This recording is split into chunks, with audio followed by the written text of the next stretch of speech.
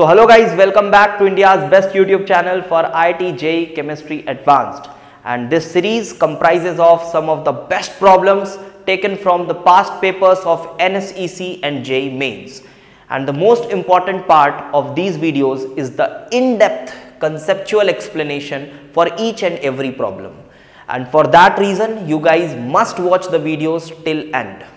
And if you feel comfortable with these comparatively simple problems, you must go out of your comfort zone and try out our real JEE Advanced question series, where you get tough but relevant problems of JEE Advanced Plus level.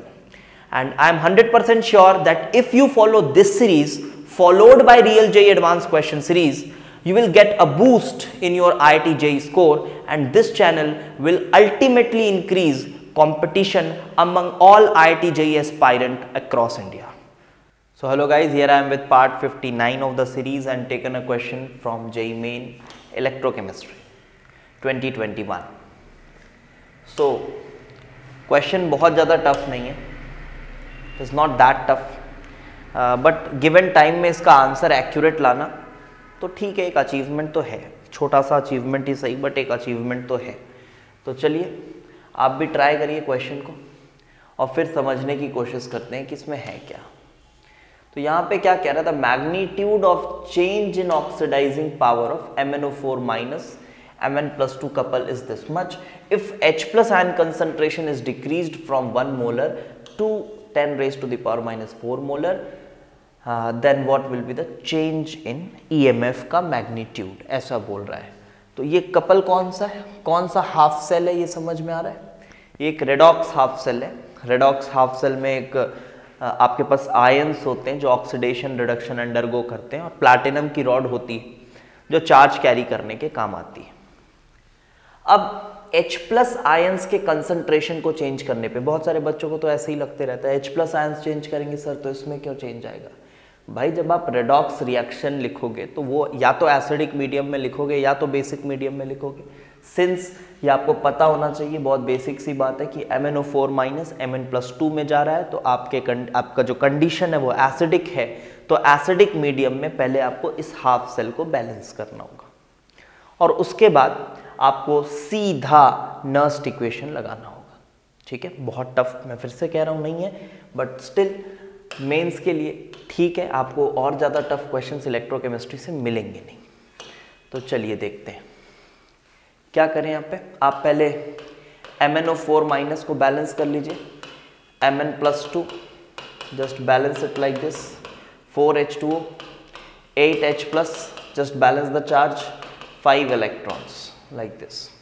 Now आपको Nernst equation बहुत भली भांति पता है. Nernst equation is E is equal to E degree minus 0.059 upon n. n यहाँ होगा 5 into log of product upon reactant.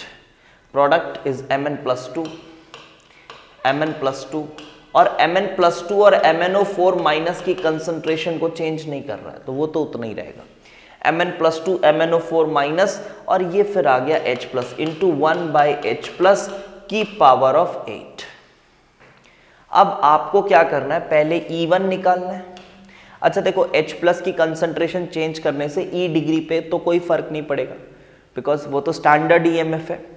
Considering H plus ions, MnO4 minus ions, Mn+2 ions all at 1 molar concentration, ये E degree उस हिसाब से निकाला गया है.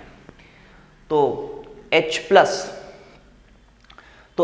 Plus 1 molar था पहले, तो EMF तो बहुत सारे बच्चों को लगेगा सर H प्लस 1 मोलर है तो सर ऐसा फिर तो वो E डिग्री के ही बराबर हो गया. ऐसा नहीं, H प्लस का 1 मोलर होना वो E डिग्री के बराबर नहीं होता. जितने भी आयंस वहां प्रेजेंट हैं सभी जब 1 मोलर होंगे तभी हम बोल सकते हैं कि वो EMF E डिग्री के बराबर है. ठीक है, तो ऐसे सिली डाउट्स नहीं आने चाहिए. देन अब क्या करा जाए, अब आप 2 बार लिखो. E1 लिखो इस तरह से, और यहाँ है ये 1 की पावर 8, तो वो तो 1 ही रहने वाला है, तो ये तुम्हारा E1 है. इसी तरह से E2 लिखो. जब E2 लिखोगे तो उसमें भी E डिग्री तो सेम रहेगा, -0.059 by 5 into log of product, देखो ये Mn+2 में तो नो चेंज आ रहा है, MnO4 माइनस में भी नो चेंज आ रहा है, इंटू 1/H प्लस 10⁻⁻⁴ का पावर 8। अब आप जब सब्ट्रैक्ट करोगे आसानी से ये लॉग वाला टर्म भी सब्ट्रैक्ट हो जाएगा, ये वाला टर्म सब्ट्रैक्ट हो जाएगा, और 0.059/5 इंटू समथिंग बचेगा, ई डिग्री वाला टर्म भी कैंसिल हो जाएगा, एंड अल्टीमेटली आपको जो आंसर मिलेगा, मैं देख के बता दे रहा हूँ, कैलकुलेटेड वैल्यू है, जो फाइनली आपको आंसर मिल रहा है वो है 3776 इंटू 10⁻⁻⁴। 3776 इंटू 10⁻⁻⁴। बहुत भारी कैलकुलेशन भी नहीं है, अगर आप माइनस करोगे तो देखोगे बहुत इजीली आपके पास रिजल्ट आ जाएगा। So what answer is to be reported, it is x into 10⁻⁻⁴, answer to be reported is 3776। तो ये रहा नर्स्ट इक्वेशन का एक बेसिक सा application. I hope you have liked this video and do share the videos and subscribe the channel. Thanks for watching.